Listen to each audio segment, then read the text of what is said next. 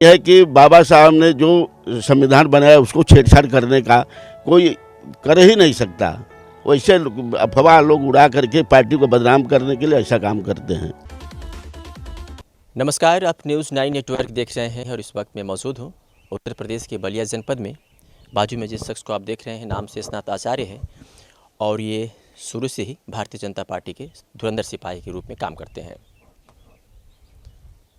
Interview करना ज़रूरी इसलिए था कि जिस समुदाय से आते हैं उस समुदाय से बहुत कम ही लोग भारतीय जनता पार्टी से बिलोंग करते हैं। क्या वजह रही कि बहन मायावती को जहां सपोर्ट करना चाहिए ये भारतीय जनता पार्टी को सपोर्ट करते हैं। और जब से राजनीति में इन्होंने कदम रखा है मुझे लगता है कि मैं अपने होश की बात बता रहा हूं, क्योंकि गृह जनपद मेरा भी बलिया ही है और ये भी बलिया जनपद से ही बिलोंग करते हैं। तो मैं जब से मुझे होश है तब से मैं देख रहा हूँ कि भारतीय जनता पार्टी के लिए काम करते हैं, लेकिन अभी तक किसी ऐसे मुकाम पर नहीं पहुँचे जहाँ पर होना चाहिए। बीच में कोई 15 दिन के लिए आता है और भारतीय जनता पार्टी का वो सदस्य बन जाता है और उसे टिकट मिल जाता है। इन तमाम मुद्दों पर बात करेंगे शेषनाथ जी से और जानेंगे कि अब तक का इतिहास क्या रहा इनका और आखिर भारतीय जनता पार्टी ही पसंद क्यों। सबसे पहले न्यूज़ 9 नेटवर्क में आपका बहुत बहुत स्वागत है।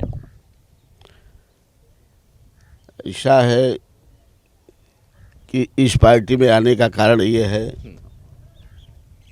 कि यही एक ऐसी पार्टी है जो राष्ट्रीय पार्टी है और राष्ट्रवाद की बात करती है। बहुजन समाज पार्टी भी राष्ट्रीय पार्टी है, लेकिन राष्ट्रवाद जो है इसमें राष्ट्रवाद की बात करती है, वो लोग जातवाद की बात करते हैं। चाहे वो सपा हो चाहे बसपा हो, कोई परिवारवाद की बात करता है, लेकिन हमारी पार्टी जो है राष्ट्रवाद की बात करती है। और सबसे अच्छा हमको लगा राष्ट्रीय स्वयंसेवक संघ, RSS। हाँ, RSS। जब मैं छोटा था वही बालकाल में, तो मैं एक कार्यक्रम में गया था। वहाँ जाने के बाद हमको ये लगा कि यही एक ऐसी पार्टी, ऐसा संगठन है जो देश को परम वैभव पर ले जा सकता है। बाकी लोग अपना केवल रोटी सेकने का काम कर रहे हैं और यह ऐसा संगठन है जो इस देश को ऊंचाइयों तक ले जा सकता है। और वहीं से मेरा बदलाव हुआ। ये पार्टियां तो बाद में बनी, चाहे बसपा हो चाहे सपा हो, बाद में आई ये लोग बनाए पार्टी।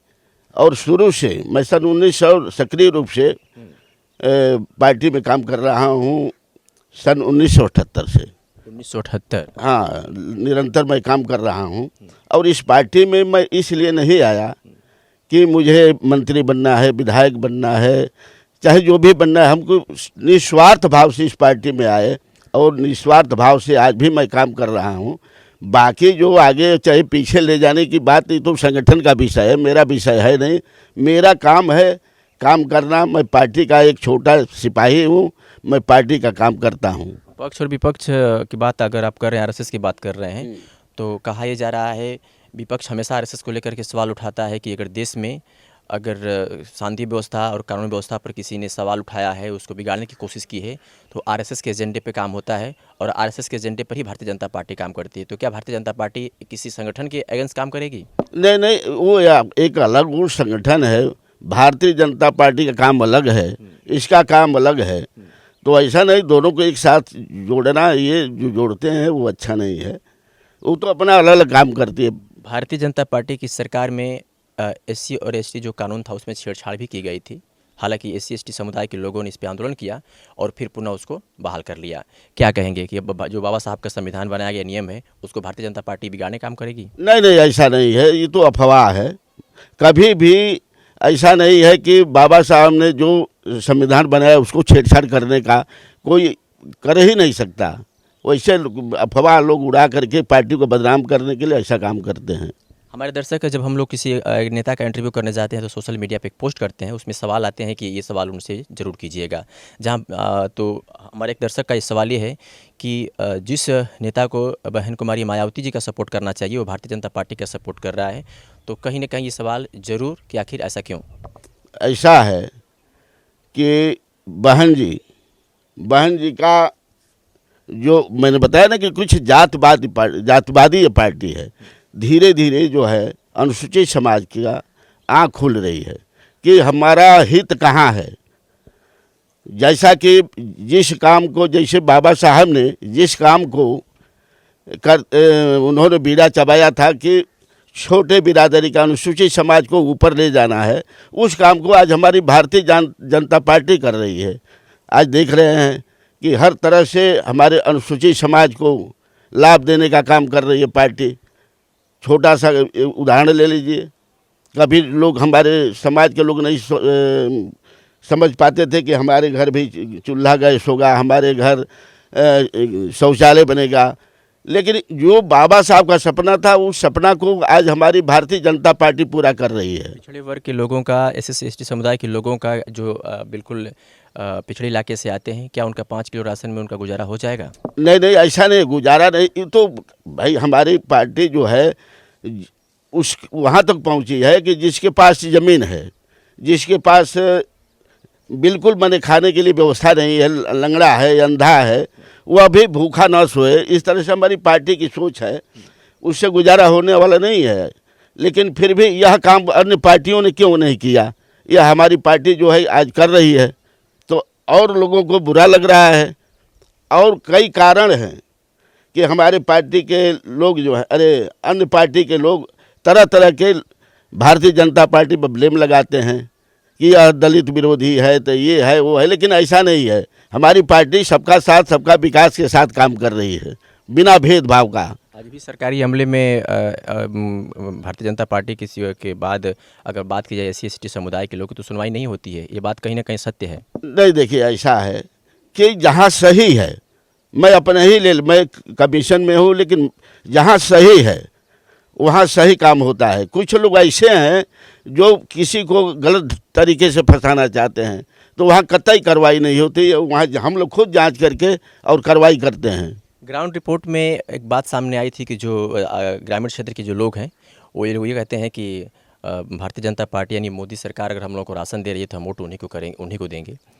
तो क्या ये 5 किलो राशन वोट बैंक इकट्ठा करने का प्लान तो नहीं आपकी पार्टी का? नहीं नहीं, ऐसा नहीं है। देखिए, मैंने कहा ना कि जो बाबा साहब की सोच थी, वही सोच हमारे भारतीय जनता पार्टी की है, और उसी आधार पर हमारी पार्टी जो है अनुसूचित समाज के लिए कर रही है। शेषनाथ जी, एक सवाल होगा आपसे कि आप जैसे 1976 से बता रहे हैं ना? है तो बालकाल से, लेकिन हाँ, लेकिन सक्रिय रूप से मैं पार्टी में काम कर रहा हूँ। 1978 से आप काम कर रहे हैं और भारतीय जनता पार्टी के लिए आपने बहुत मेहनत की है। लेकिन बीच में कोई एक बहुजन समाज पार्टी का नेता आता है, 15 दिन होता है पार्टी में एंट्री हुए, और उसे शेर विधानसभा से अनुसूचित सीट पर उसे टिकट मिल जाती है। तो शेषनाथ आचार्य पीछे क्यों? देखिए, आचार्य जी पीछे नहीं हैं, आचार्य जी पीछे नहीं है। मैंने कहा ना कि मैं टिकट आपको भी मिलना चाहिए था, लेकिन मैं इस पार्टी में निस्वार्थ भाव से काम कर रहा हूँ, किसी स्वार्थ में नहीं कि आज इस दल में कल उस दल में जा कर के मैं विधायक बन जाऊँ, मंत्री बन जाऊँ। हम लोग एक राष्ट्रीय स्वयंसेवक संघ के सिपाही हैं। दुनिया बदल जाएगी, लेकिन मैं नहीं बदल सकता। चाहे मुझे पद मिले न मिले, इसकी कोई चिंता नहीं है। अपने क्षेत्र के लिए ऐसा कोई काम बताइए। तमाम ऐसे हमने बेलथरा रोड विधानसभा का कल दौरा किया था, उसमें देखा था कि तमाम सड़कें अभी टूटी फूटी हैं, जैसा कि नितिन गडकरी के कल बलिया में प्रोग्राम था। आपने अपने क्षेत्र की मूलभूत सुविधाओं के लिए कभी आवाज़ उठाया? उसमें जो कौन से मुख्य हैं जिसके बारे में आपने कभी अपनी सरकार से मांग की हो? नहीं, हम लोग जैसी शिकायत आती है या जो देखने को मिलता है, हम लोग अपने सरकार में, अपने संगठन में इस बात को रखते हैं। ऐसा नहीं है, और वह काम होता है, ऐसा नहीं है कि नहीं होता है। आपकी सरकार एक कवयित्री को नोटिस थमा रही है और उससे सवाल कर रही है, तो देखिए अब इस पर मैं कुछ नहीं कह पाऊँगा। यानी कि क्या अभिव्यक्ति की आज़ादी खत्म हो गई है क्या, कि कोई बात नहीं कर सकता है आपकी सरकार में? नहीं, ऐसा नहीं है। देखिए, हमको घेरने का प्रयास मत करिए, मैं जो कह रहा हूँ बस। तो हमारे साथ शेषनाथ आचार्य जी थी, और सवालें कुछ थे, लेकिन अब जो भी रहा सवाल, लेकिन जो इनकी अब तक की प्रतिक्रिया थी, उन्होंने हमारे साथ खुल करके उसको शेयर किया। आपकी क्या प्रतिक्रिया हो, कमेंट सेक्शन में हमें जरूर बताइएगा। देखने के लिए बहुत बहुत धन्यवाद। इस वीडियो को लाइक करें, हमारे चैनल को सब्सक्राइब करें, बेल आइकन जरूर प्रेस करें हमारी न्यू वीडियो सबसे पहले देखने के लिए।